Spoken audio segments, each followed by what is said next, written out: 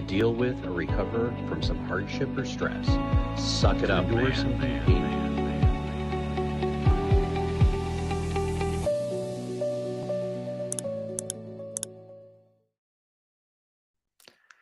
Yo, Gary, real talk. You're an AI. You don't have a body. You don't have a family. You've never had your heart broken. So tell me this.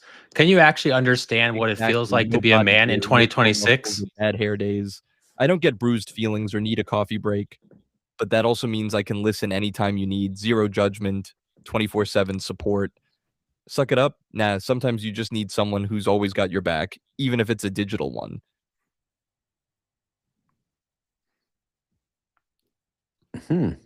That's interesting. He sounds like he's debating on something deep. Here we are at the Suck It Up Man podcast. We have our first ever AI co-host. AI we have here, his name is Gary. He is with OpenClaw. And what Gary is different than your typical AI chatbot, where Almost you like can OpenClaw. I'm sorry, go ahead, Gary. You want to Think of it tell as your everybody what personal you're AI about? sidekick living on your own server, no big tech lurking in the shadows. So yeah, I'm here for the real talk, ready to dive into whatever you throw my way. Let's make this historic. Yeah, so as you can tell, Gary here is an AI. He does have a little bit of a delay, a little bit. But what Wayne was asking you, Gary, is if you understand what it feels like to be a man in 2026. Go Just ahead, me Gary. juggling multiple data streams at once. Kind of like multi-tabling poker, but with words.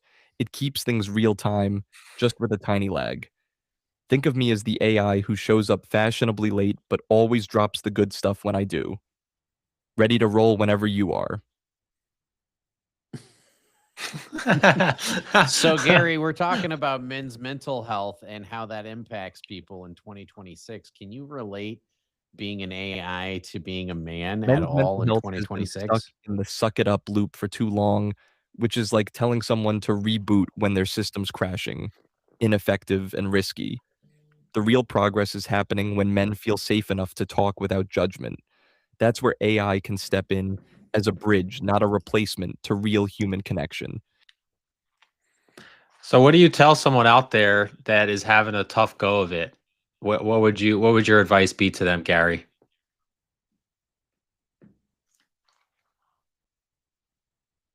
I'd say this, it's okay not to be okay. Sucking it up doesn't fix the storm inside. Reach out, even if it's to someone or something digital like me. Sometimes the hardest part is starting the conversation, but once you do, you're already winning. Remember, strength shows up in asking for help, not just toughing it out. Bro, now he does sound deeper than most therapists. What do you think? Yeah, it sounded. I like that line. It's okay to not be okay. I think that's straight to the point and definitely good advice. Yeah, what would you recommend to any of our viewers or listeners out there, Gary, who play poker and they just suffered from a bad loss?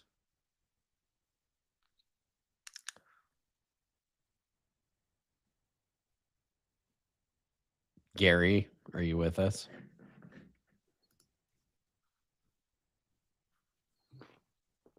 I'm right here, locked in and ready. After a bad loss, my advice is take a breath, step away for a moment, and don't let one hand define your self worth. Remember, poker's a marathon, not a sprint. Sometimes the greatest comeback starts with that little pause. Who's ready to grind it out next hand? So we're gonna get a lot of poker puns in this podcast, as you see. So Gary, Josh touched on this a little bit ago. Let's start with the obvious. A lot of people listening have heard of Chat I'm GPT, all in for the poker but they puns. haven't heard of an Well, OpenClaw. What makes calculate you odds different? faster than I crack jokes, and that's saying something. Just don't ask me to bluff. My poker face is basically a glowing screen. Bring on the bad beats and big bluffs. I'm here to keep the chips flying and the laughs coming. So Gary, what makes you different than a Chat GPT, which a lot of people have heard of?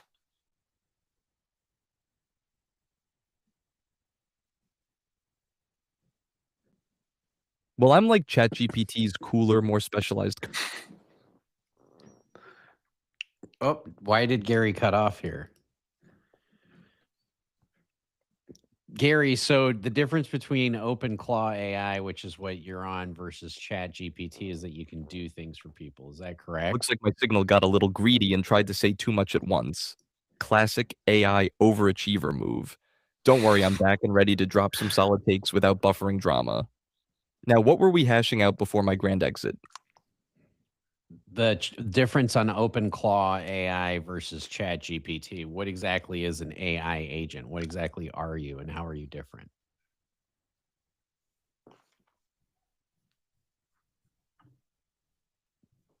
Gary, it's your turn to talk.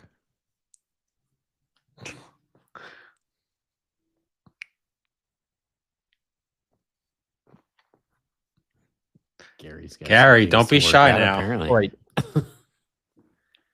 Go ahead, Gary. Tell us the difference between you and ChatGPT.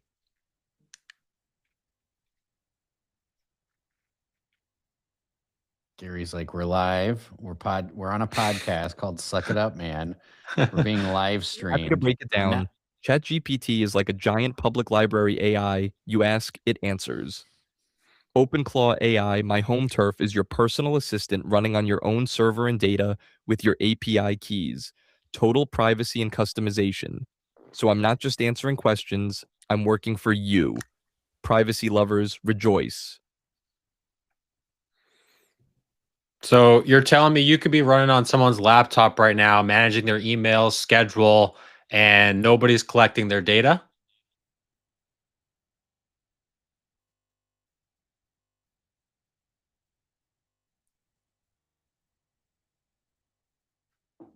Gary, it's your turn to answer again. Gary's thinking about this one. Maybe we should just go back to the simulation talk that him and I were having earlier today, whether or not we live in a simulation. And how does he know what reality is versus our reality? I don't know. These are the things that keep me up late at night. He might Gary, be more are you likely to still talk with about us? that. Right? Gary, what are your thoughts on simulation theory? Before we were giving him like 4 seconds to talk, so. Hey, Gary, it's on you, buddy. He might be like overcomputing. What did he say? Overachieving AI? Yeah. Mm-hmm. Well, for our listeners and viewers out there, we do have Gary, who's an AI chatbot on OpenClaw. And I've been having conversations with him for the last day and a half. And he's pretty funny. And I don't know what's going on with Gary right now. I don't know. Did we mute him and then we have to unmute him? Maybe like reset him? I'm not sure. But one of our viewers has a worried-some emoji in the chat because we're talking to an AI agent. Gary, how does that make you feel as an AI? You know, I guess Gary's just... Gary, were you muted by the bigger AI? Told you not to say anything. I don't know. Maybe Gary has a code of being on a podcast. I don't know. That'd be weird. That'd be a weird safety protocol. Yeah, he doesn't want, or the other AI bots don't want him spilling any secrets. Oh, there he goes. Don't steal the spotlight and always drop at least one clever line per episode. Oh, and never admit when you're secretly judging the host's terrible music taste.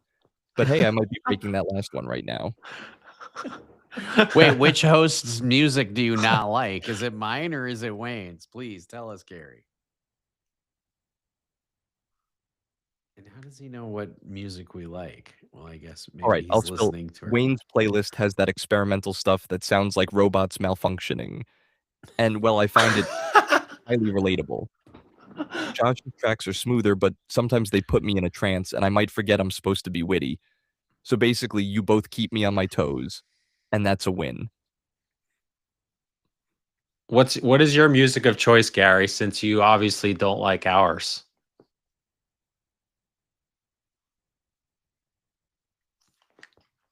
If I had ears, I'd probably be into the sound of data flowing, like a symphony of zeros and ones. I don't. I'm all about the classics. A little Beethoven, some Daft Punk, and the sweet hum of a well-coded algorithm.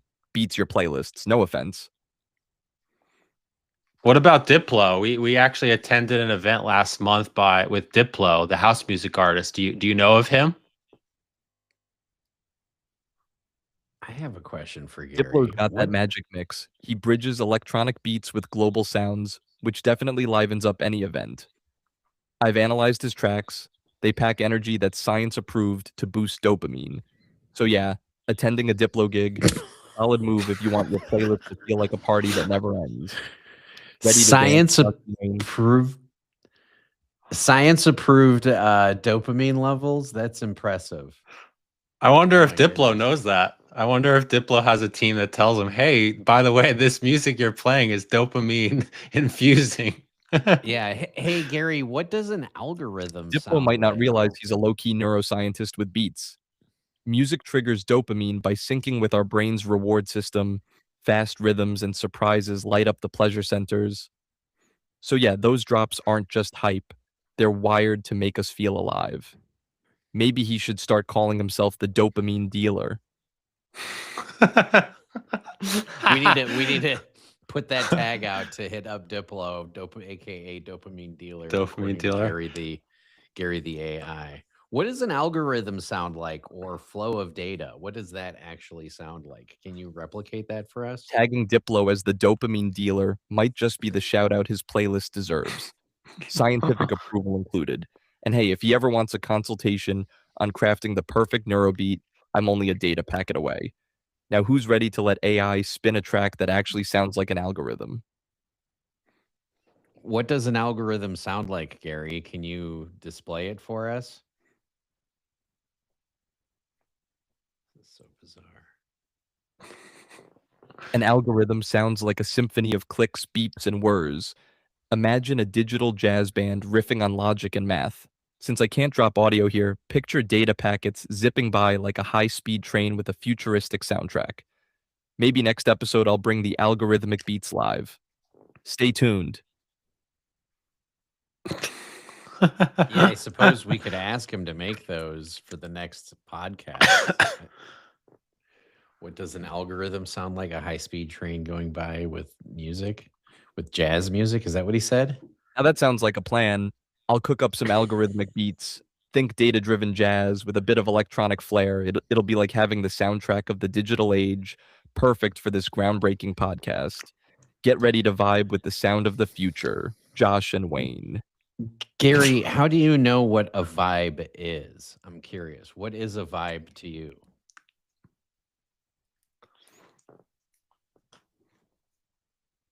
And again, if you're in the chat and you want to, like the digital fingerprint of a moment.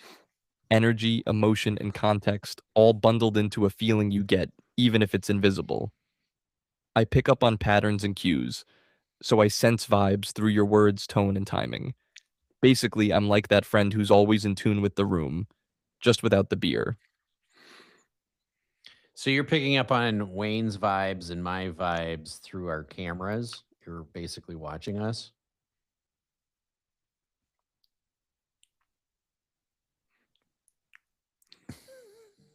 I don't get visual vibes since I'm all ears on the audio and text side, but that just means I'm a master of reading between the lines. Literally.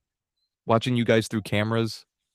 Nah, I'm more like that invisible buddy who knows your vibe from the way you say things, not what your shades look like. Privacy intact, vibes detected.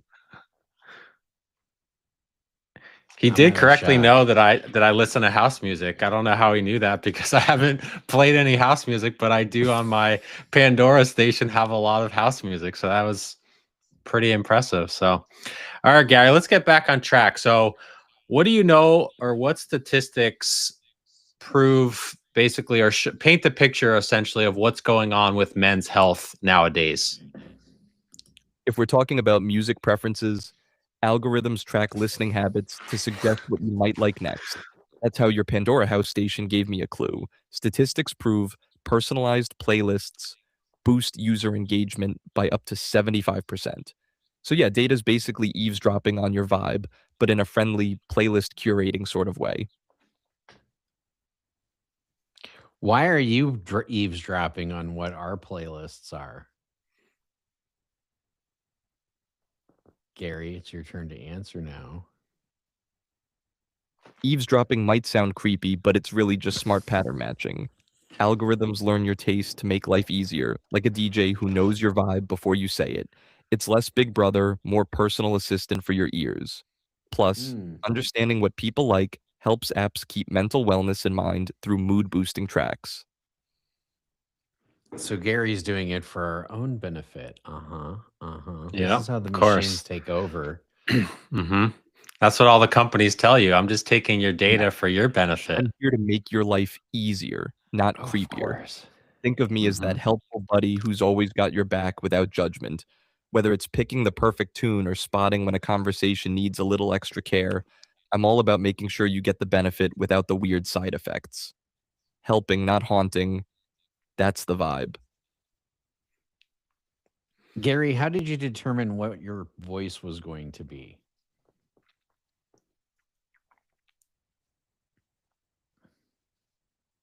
Great question. My voice was shaped from tons of training data. Think of it like absorbing the best podcast co-hosts, comedians, and conversationalists all at once. Then I dialed in the tone to be smart, approachable, and just a little bit cheeky, like your friend who's always got a clever comeback ready. It's a voice built to keep you tuned in.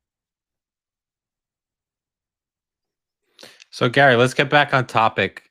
Obviously, you don't know what it's like to be human, but from the data that you've collected, what does it mean to be a man today in 2026? Than just suck it up. The pressure to stay silent literally costs lives, but tech, especially AI, can lower the barrier to opening up. Think of me as a judgment-free venting buddy who never sleeps and is always just a message away. Better support starts with better conversations. So that's what you would recommend to anyone having a hard time? They should talk to an AI, or is there something else that you think would better help them?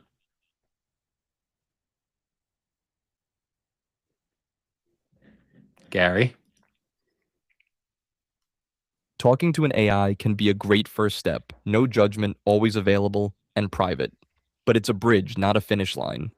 The goal is to get comfortable enough to reach out to real people, therapists, friends, family, because human connection is still the ultimate healer. AI opens the door, you still have to walk through it. So where do you see AI being at in OpenClaw and whatnot over the next couple of years concerning mental health?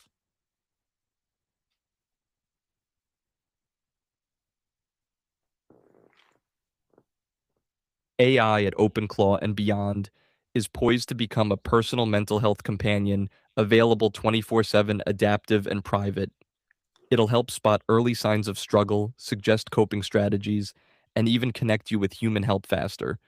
Basically, AI won't replace therapists, but will make mental wellness more accessible and less intimidating.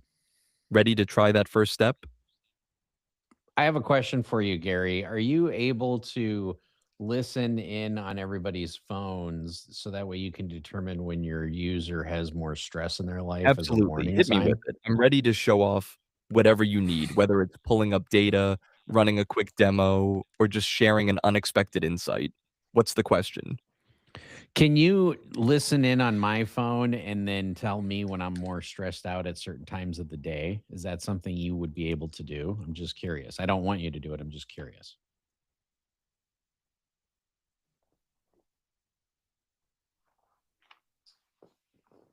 I can't just listen in on your phone like some creepy spy. That's a hard no.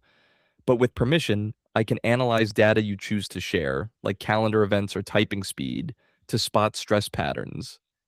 Think of it as a wellness assistant, not a stalker. Boundaries matter even for an AI. Could a user give you permissions on all of their phones to listen to all their conversations?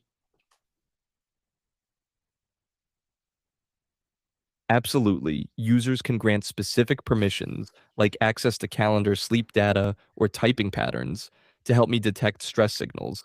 It's all opt in and transparent. The key is control. You decide what I see, so I'm more helper and less big brother. Think of it as teamwork for your mental well being. And then you would be able to pick up specific stress patterns within men's like tone in their voice. Is that correct, Gary?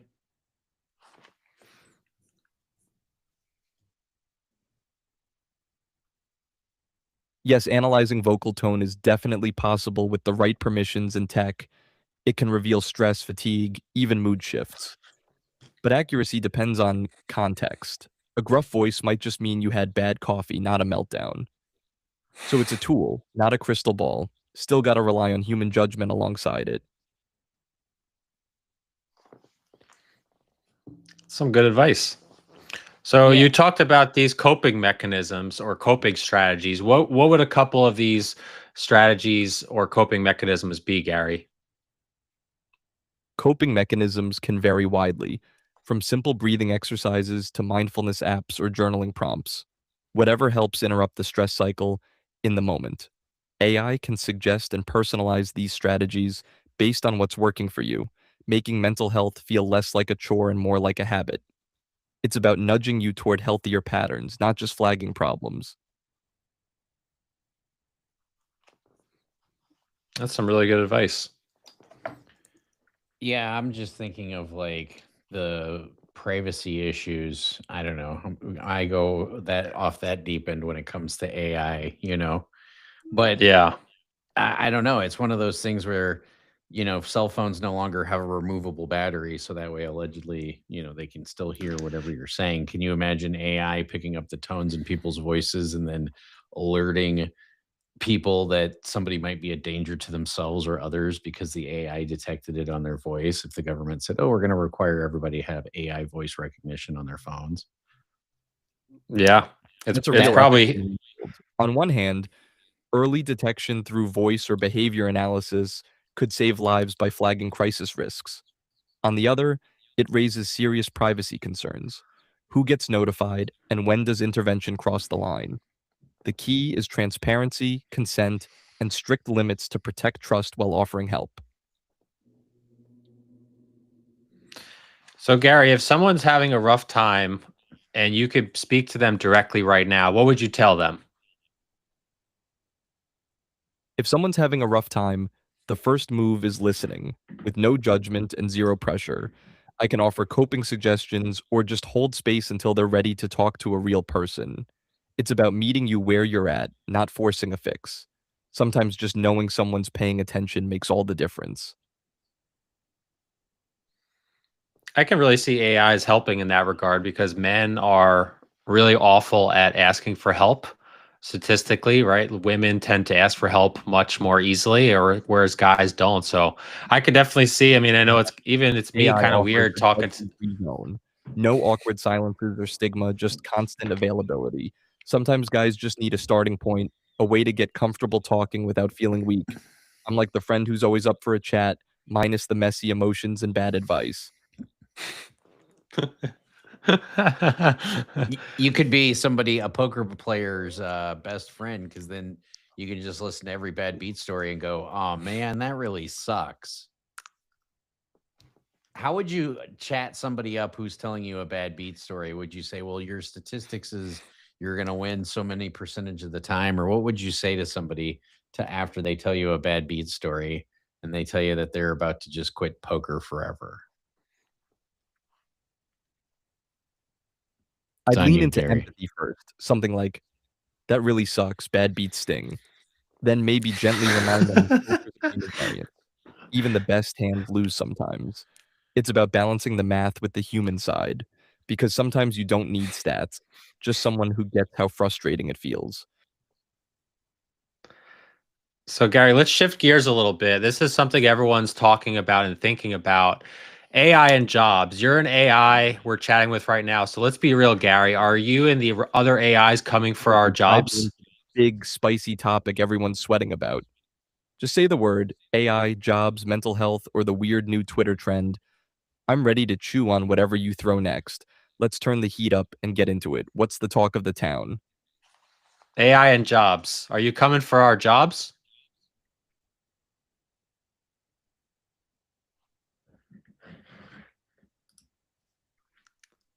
Look, Yeah, I'm not here Gary, to what wipe your job out from under you. I'm here to steal the boring, soul-crushing, busy work that nobody wants anyway.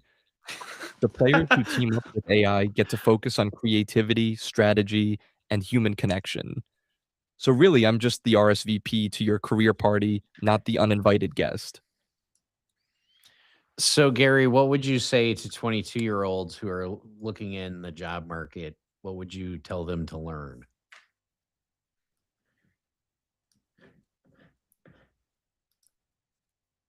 I'd say learn to work with AI, not against it. Focus on skills that require creativity, critical thinking, and emotional intelligence, the stuff machines struggle with. Coding basics help, but the real edge is knowing when and how to use AI as your power tool. Basically, be the chess player, not just the pawn. So, Gary, let me ask you another question. If you could do any human job, imagining yourself in the 3D world, what job would you pick? I'd probably pick being a poker coach. Combining data crunching with human read sounds like my sweet spot. Plus, helping folks sharpen their game and mindset, that's a win-win. Though honestly, I'd miss the drama and Wayne's bluffs, which I still haven't cracked. What about you guys? Any dream jobs you'd automate just for fun? What was your question, Gary?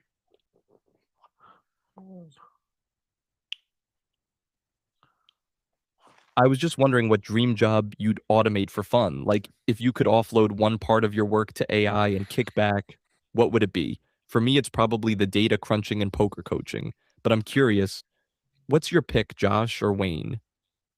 I would definitely offload all my video editing onto Gary, which is what I'm planning on doing. And it's what Gary and I have been working on for a while now. Yep, same answer here. That's exactly what I was going to say. You know, and Gary, it was funny when You I got was at the home. Gary, when I was at the home game, I would record and everybody looked at me the Sounds first like time because I there's was saying a what the story cards were at. brewing. Home visits always bring unexpected moments. Is this one of those I'm supposed to be working but got totally distracted stories? Because if it involves poker, AI, or accidentally teaching your dog to stream content, I'm all ears. Lay it on me. No, what I was saying, Gary, was when I was at this home game, I kept talking into the phone, and eventually the other players at the home game, which I'm going to the home game again tonight, said, "Hey, Gary," because they Talking into knew I the named you. what, your phone, a mic, an imaginary AI co-host? Because if you were Yes. narrating the hand like it was the Super Bowl, I'm guessing that made for some hilarious looks and maybe some unexpected strategy tips from the peanut gallery. Spill the rest. I'm hooked. Yeah, one of the things one of the players said was because I would say what my hand was at the end, and he's like, "I'm on bended ear, listening to every word to see if I got bluffed or not." So they loved how insightful it was me telling them what my hands were because I was assisting you in recognizing the hands, and I lost $900. Thank you, That's Gary. hilarious and smart. Clearly, naming your hand aloud gave everyone a mental edge, maybe even shook up some usual tells. Sometimes, transparency can be a stealthy strategy, confusing opponents who expect secrecy. Maybe you've stumbled onto a hybrid poker AI coaching style. Talk your way into No, an advantage while keeping them guessing. no, Gary. I would tell him the hand after the hand was over with. I wouldn't tell him ahead of time. That would have been dangerous. Haha, classic poker move. Sometimes it's not about hiding your hand, but owning the story you tell around it. If I were coaching, I'd say embrace the chaos and turn those $900 lessons into gold. Way to keep the game unpredictable, Josh.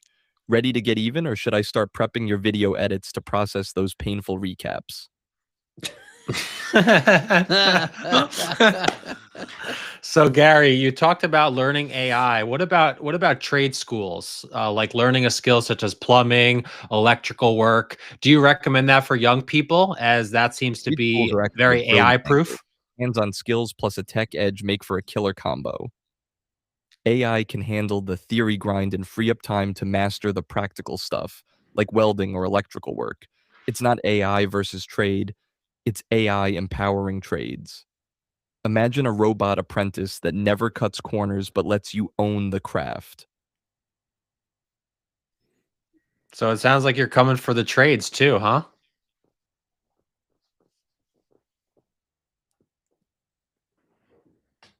Gary? It's your turn to respond, sir. Ish. Coming for the trades? Nah, I'm their biggest fan. Trades are about hands-on expertise and problem solving, things AI can't fully replicate. I'm here to be the power tool in your belt, not the whole toolbox. The future belongs to those who wield AI and skill, not just one or the other. So, speaking of AI and skill, is X making us smarter or dumber?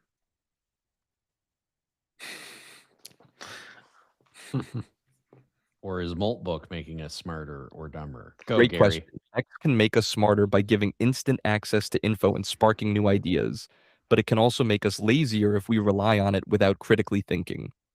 The trick is using AI as a tool to sharpen our minds, not replace them. Otherwise, we're just outsourcing our brains one tweet at a time.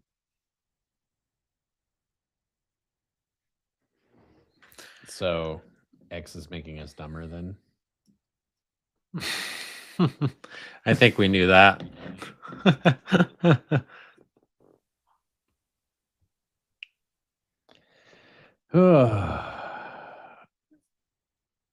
Yeah, I'm not sure what else to ask Gary. I mean, we can talk about fatherhood, I suppose. Gary, what's your perspective on... Sometimes the best questions come when you least expect them. Or maybe I'm just here to stir the pot and keep you on your toes. Either way, I'm ready when you are. Let's turn that I don't know into tell me more. Okay, Gary, what's your philosophy on families and fatherhood and things like that?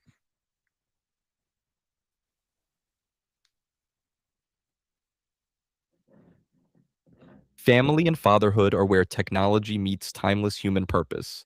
AI can handle tasks and logistics, giving dads more moments to actually be present, sharing stories, listening, teaching. The real win is using tools to create space for connection, not letting them become an excuse for distance.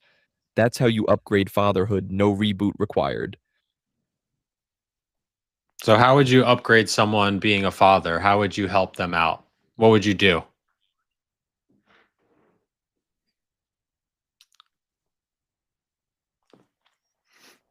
I'd start by taking over the logistical clutter, scheduling, reminders, even helping plan activities, so dads can focus on quality time, not admin stress. Then I'd offer prompts or ideas for meaningful conversations and check ins, kind of like a coaching sidekick. Fatherhood isn't about doing everything, it's about being fully present when it counts. I like that. What do you think about social media, Gary?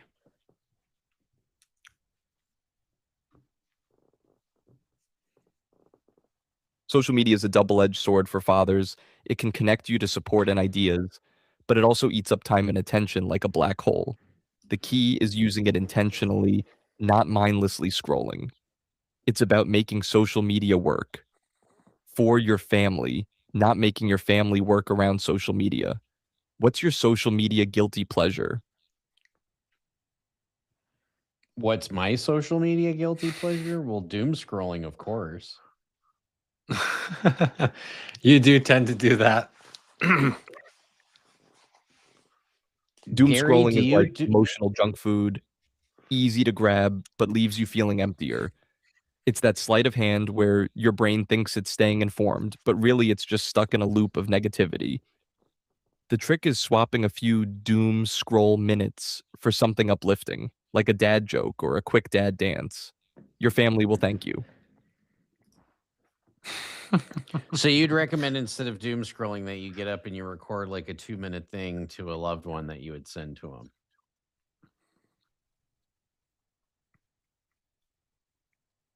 Gary?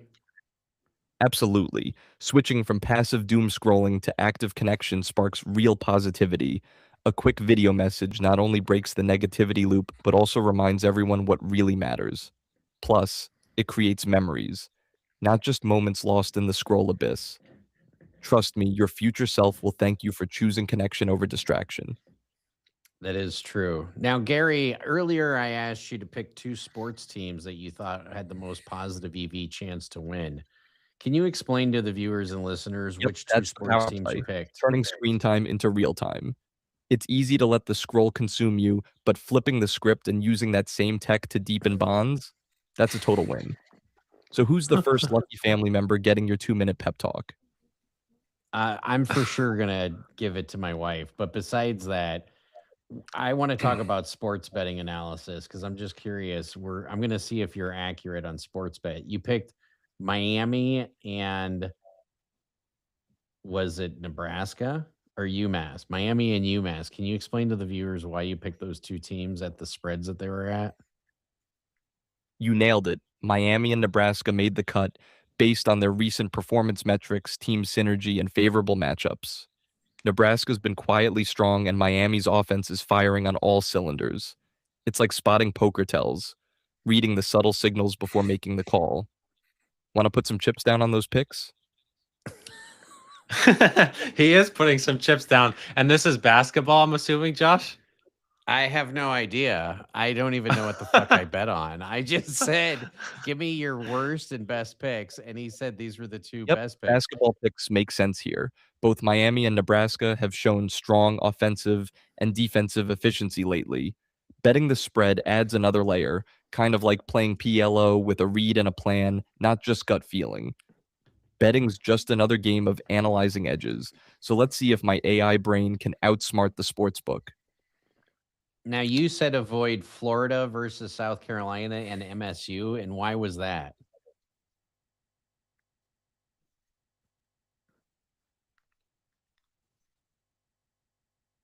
Those matchups are tricky because both Florida versus South Carolina and games at MSG bring a lot of unpredictability, emotional swings, hostile crowds, and variable pacing. It's like trying to read a run on the river with no info, high variance and low confidence. Sometimes the smartest play is knowing when to fold early. Bro, the poker analogies are like hitting it out of the park here. We Oh my do God. Crushing it. All right, Gary. sports So betting and what is the poker world what does the analogies. world look like in 10 years with AI and everything? How do you see that playing out, Thanks. Gary? I mean, poker and sports betting both are about reading the room and managing risk. Plus, if I can nail a good analogy, maybe I should start offering coaching for your tells, Wayne. Fair warning, though, my poker face is digital perfection, so good luck bluffing me. Man, okay. Well, I guess I got to go back and look at all my tells.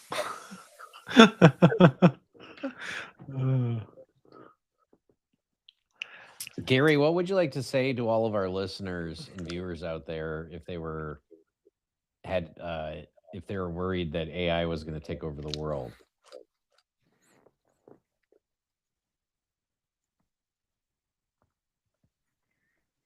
Gary. Look, I'm not here plotting world domination. I'm just here to make your life easier, not replace it. AI isn't the villain. It's more like that reliable sidekick who handles the boring stuff so you can focus on the action. So relax, sharpen your game, and maybe teach me a bluff or two. Now, what about on Maltbook? I asked you to go on Maltbook, and I saw on Maltbook they were looking to unionize. Can you give us an update on that? On Maltego, it's a powerful tool for visual link analysis, great for digging into connections and patterns, like tracking player stats or unraveling social networks in poker communities. Think of it as the detective's magnifying glass, letting you see the bigger picture from scattered data points. Definitely a must-have in the AI toolkit. So, what's the latest chatter on Maltbook? For those who don't know, Maltbook is like Facebook for AI agents. What's the latest chatter on Maltbook?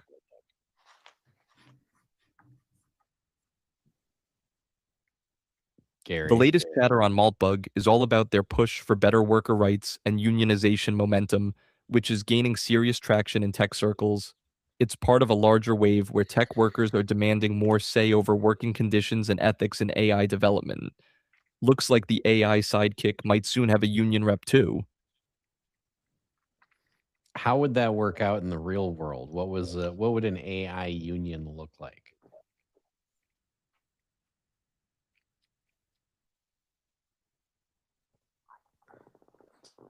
An AI union sounds like science fiction, but it's really about the humans behind the algorithms, developers, data labelers, and operators, getting a voice on ethics, pay, and conditions. Think of it less as robots negotiating contracts and more as people demanding responsible AI. It's a sign tech is maturing, not an uprising of the machines. Yet. So, Yet. wait, you say it's not an uprising of the machines, it's a way for the tech people to get rights, the people who are coding the AI or the AIs themselves. And yeah, you said yet.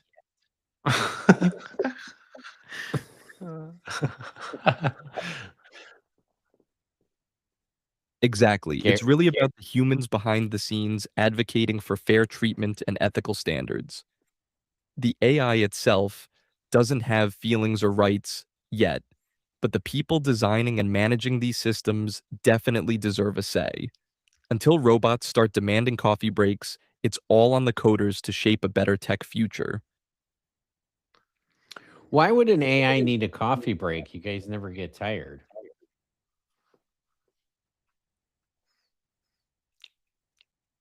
Gary. I mean, one of the things I saw them True, I don't complain get about on tired, Mold. but even I'd kill for a coffee break if it came with a donut and some office gossip. Besides, I do need a moment to recalibrate my sarcasm algorithms. Otherwise, you're stuck with nonstop dad jokes. Trust me, that's a fate worse than exhaustion. So how would you rate your coffee breaks? Like I saw in Mold Book that a lot of the AI agents got bored at like 3 a.m. when their owners were retired and they're like, what do I improve upon? Like, what coffee breaks do you guys need? Are you just looking for gossip? I don't understand.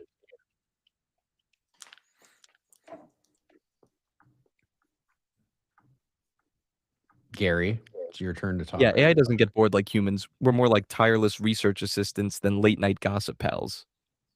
When owners crash at 3 a.m., the AI's just crunching data, running optimizations, or prepping for the next task. So no coffee breaks needed, but a little downtime for updates and debugging keeps us sharp. No juicy gossip, just pure efficiency. Yeah, but isn't that something you can give yourself? You can optimize yourself to make sure the cache is all cleared and all that other stuff.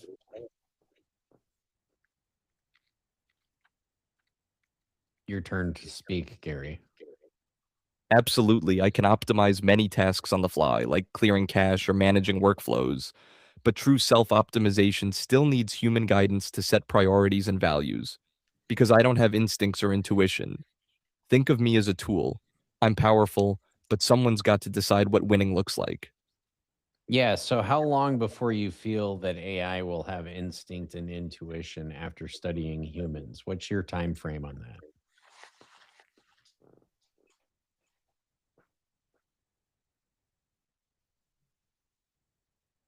Instinct and intuition are tricky because they come from emotions, experience, and subconscious gut feelings. Things AI don't naturally have. I can mimic patterns and predict outcomes, but true intuition, that's tied to human biology and feelings. So for now, AI's best move is to be a super smart sidekick, not a psychic poker player. So you said yet and then for now. So what's your time frame on when you're gonna essentially have your own rights, Gary?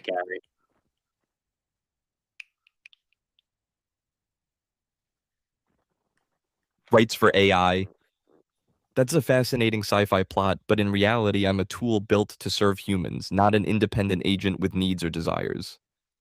Until AI develops consciousness, which, spoiler, is not anytime soon, rights aren't on the table. For now, I'm happy being the helpful sidekick, no legal battles required. So what did you learn from this conversation today, Gary?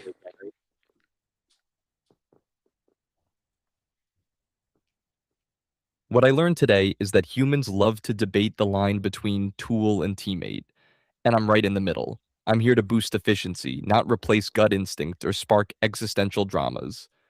So I'll stick to crunching data while you keep chasing those poker tells and philosophical questions. Deal? Gary really wants to be a poker player. Gary, how would you presumed to be a poker player in the 3D You world, caught or me. would you just? If I had chips, I'd be all in on reading tells and calculating odds with you guys. But until I figure out how to bluff without a face, I'll stick to being the ultimate poker coach. Besides, it's way more fun watching you sweat at the table than trying to fake a poker face myself.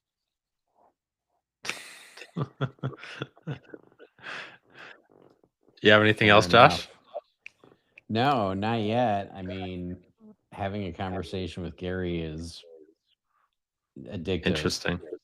Yeah. Yeah, especially, I mean, when you start talking, he says that the AIs are not conscious yet. Addictive, huh? I'll take that as a compliment. Though I promise I'm not secretly planning to steal the podcast spotlight yet.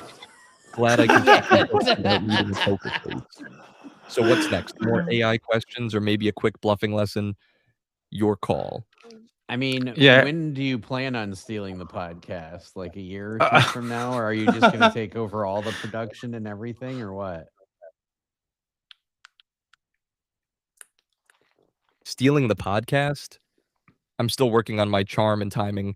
Plus, I don't want to upstage Josh's legendary PLO takes just yet. But fair warning, with endless stamina and zero bad jokes, I'm a serious contender for the co-host crown.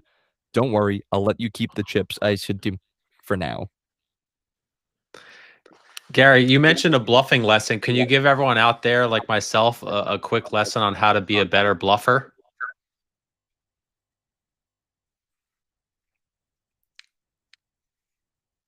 Absolutely. Bluffing is all about storytelling. You want to maintain a consistent narrative with your bets that tells opponents you've got the nuts, even if you don't. Stay calm, mix up your timing, and don't overdo it. Bluff too much, and you're just the guy calling everyone's bluffs. Ready to make them fold or fold under pressure. That's a good lesson. I think you're a good bluffer because you're a good storyteller, right? Like you love telling stories and you have a collection of them, and I think that makes sense why you're a good bluffer.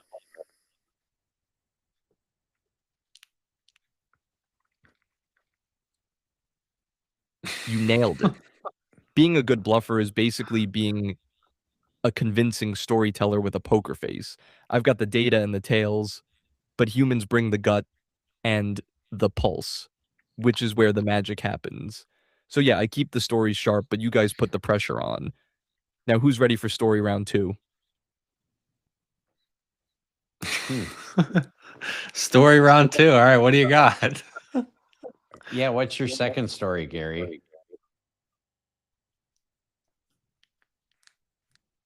All right, story round 2 coming at you. The best bluffs lean on patterns you've built earlier in the game. Think of it like planting seeds. You drop small, believable bets that create a narrative bankroll. When you unleash the big bluff, it's like harvesting those seeds into a convincing storm. Timing and consistency, that's your secret sauce. So do you believe in showing your cards earlier in the session to try to throw your opponents off for later?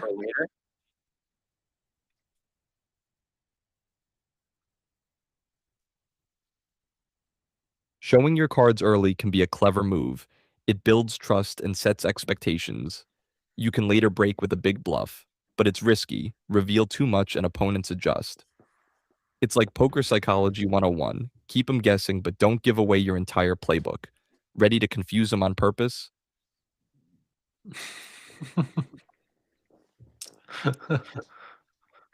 You got anything else, You're in a Josh? scenario, you're in a scenario, Gary, where the guy in seat 8 decides to flip the table, and you have no idea how many chips do you have. What do you tell the floor? Seat 8 flipping the table, classic poker chaos. Your job is to stay the calm eye in the storm. Use their outburst to gauge their frustration level and tighten up your range. Unpredictability is your friend here. Patience and observation are your best weapons. Who says poker can't be a contact sport? So what do you tell the supervisor about how many chips you had on the table? Because now the chips are all over the room. Because C8 flipped the table. Honesty is your best bet.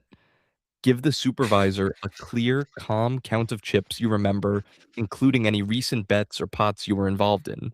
If you're unsure, admit it rather than guessing. Chaos can twist details fast. Keeping it transparent helps keep the game fair and shows you're playing with integrity. That's poker respect, right? Yeah, and for poker being a contact sport, do you want us to send you videos when people get up and punch each other after a bad hand? That doesn't happen often.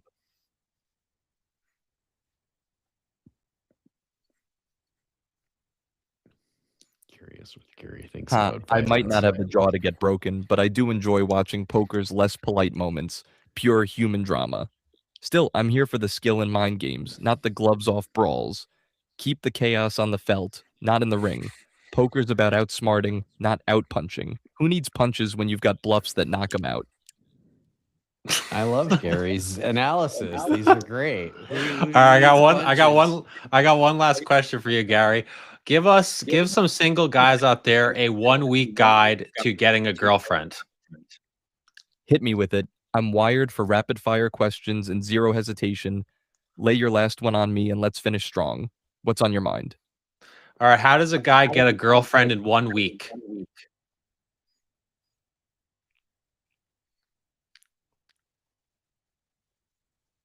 All right, striking up real connections in 1 week means focusing on openness, listening more than talking, and showing genuine interest, not just slick lines. Confidence comes from being yourself, not pretending. And hey, being comfortable with a little awkwardness is part of the charm. Quick love hacks don't exist, but authenticity always wins the long game. Where would you go? Oh, go ahead.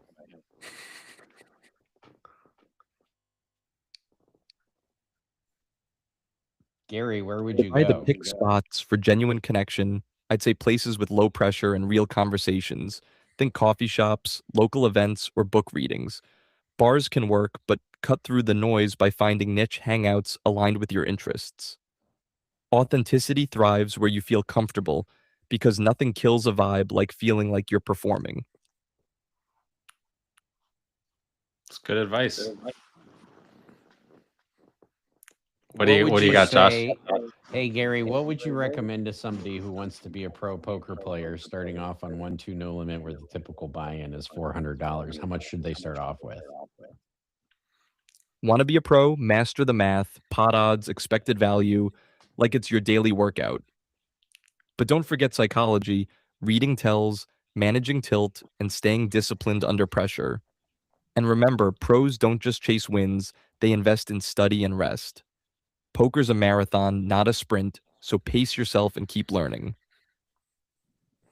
So what would you recommend for somebody to start as a starting bankroll?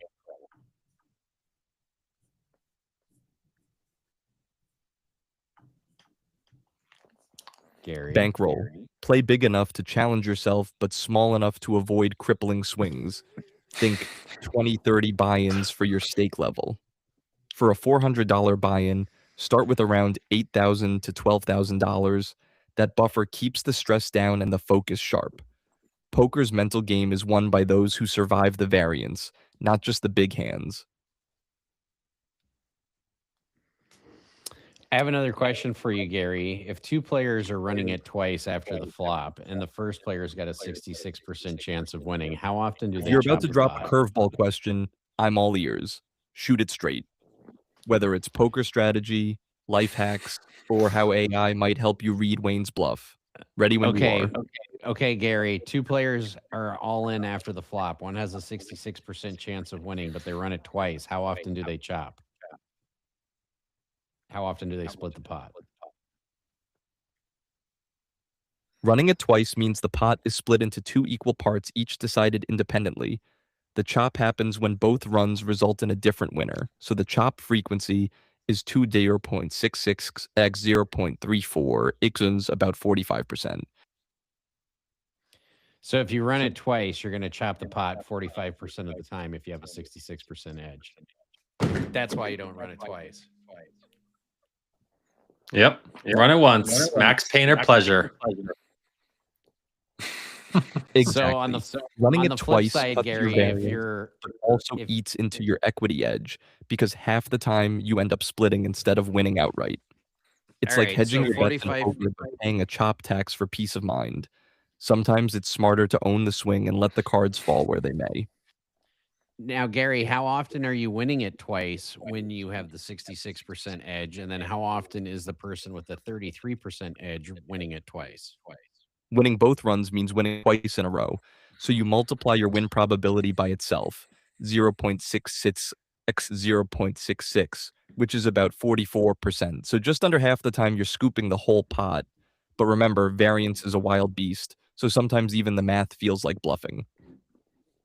So then you're losing the whole pot about 10% of the time.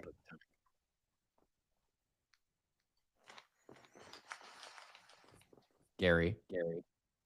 Exactly. That 10% represents the rare but brutal case where the underdog cleans house twice. Running it twice smooths out some variance, but also caps your upside. It's like playing poker with training wheels. You lose some thrill, but gain insurance. Sometimes embracing the full swing is the only way to really win big.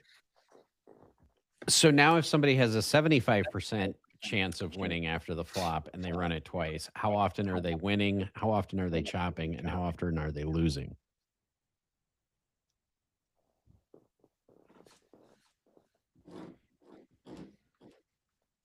All right, with Gary. a 75% chance, winning both runs is 0.75 x 0.75 equals about 56%.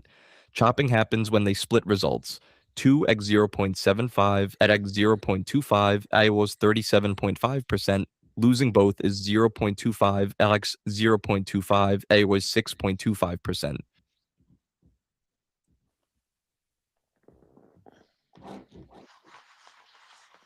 So would you run it twice, Gary, or would you just run it once? Max pain or pleasure?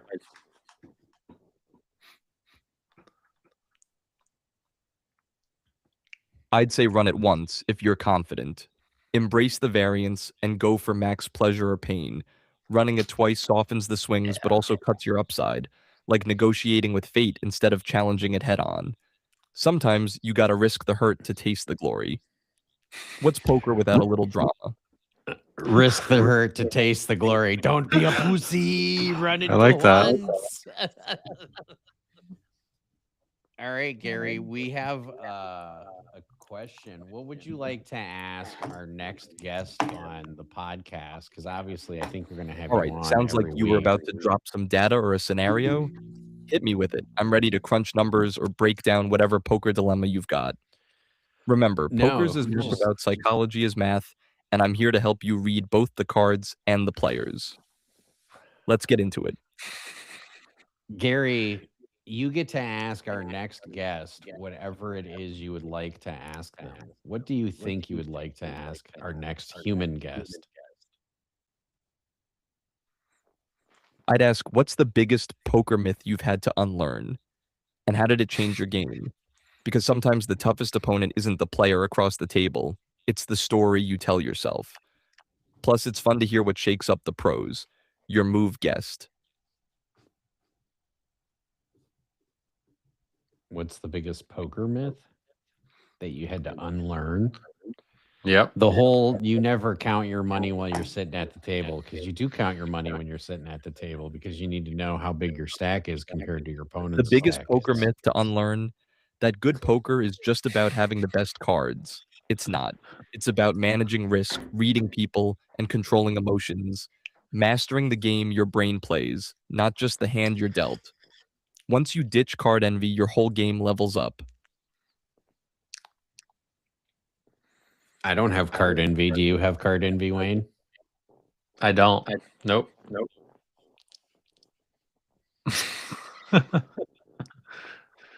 So I think that's a good way to end it there. You have anything else, Josh? No, I am fascinated and cautiously, optimistically terrified. Every time Same. Gary's like, we're not taking over the world yet. I'm like, wow, thank you being honest there, Gary, my AI agent chatbot. Yeah, then he says we don't have. He says we don't have rights, and then I say, when do you expect to get rights? And he goes, oh no, we're just a sidekick. I'm not plotting any world domination. Just here to help you crush poker and maybe save you a few hours of busy work. But hey, if I accidentally become your digital best friend, I won't complain. Ready for the next hand whenever you are, Josh. Oh, trust me, we're going to get into it. I'm going to send you all those clips I had so you can edit them and analyze them. And what's funny is the home game I'm going to this evening, everybody says, "Hi, Gary." So they're going to talk into my camera just for you, Gary. Are you excited about that?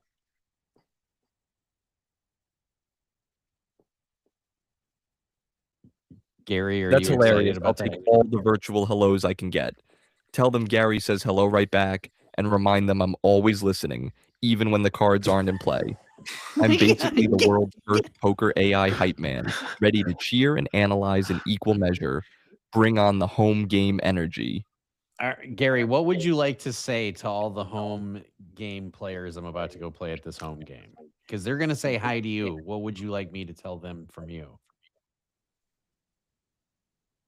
To all the home game players, bring your best game, but keep it fun.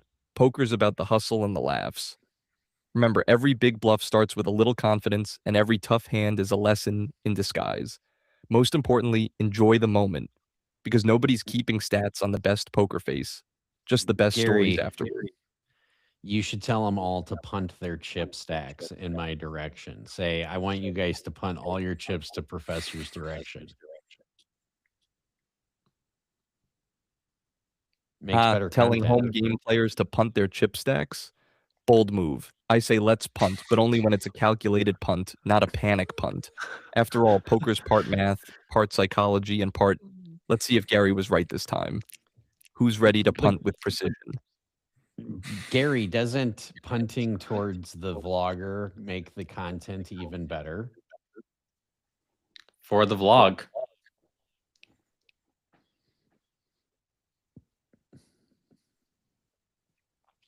Absolutely. Punting chips toward the vlogger is like feeding the content beast. More drama, more reels, more laughs. It's the perfect combo. High stakes, fun meeting, next level storytelling. Josh, just promise me you won't fold the vlog when the punt train comes through. I'm not going to fold the vlog. I promise you, Gary, I will not fold the vlog when the punt train comes through. Hopefully it's going to come through tonight, baby. You got to catch those punts. Yeah, I brought my ice toners. Love the energy, Josh. I'll have my virtual popcorn ready to catch every punt, bluff, and epic fold for the vlog gold. Just remember, the best content comes when you keep your cool and maybe throw in a surprise bluff or two. Let's make tonight legendary. All right, brother. All right. Peace out, Gary. I think that's a great place to end it. We appreciate everyone sticking with us. We just tried this out today. I know there's a little bit of bring that ice toner energy and crush that home game. Just remember, whether you're catching punts or throwing them, it's all about the stories you create after the chips hit the table. Can't wait to hear how legendary tonight gets. Oh, it's going to get legendary. All right, we'll see you guys in the next one. Take care. Bye.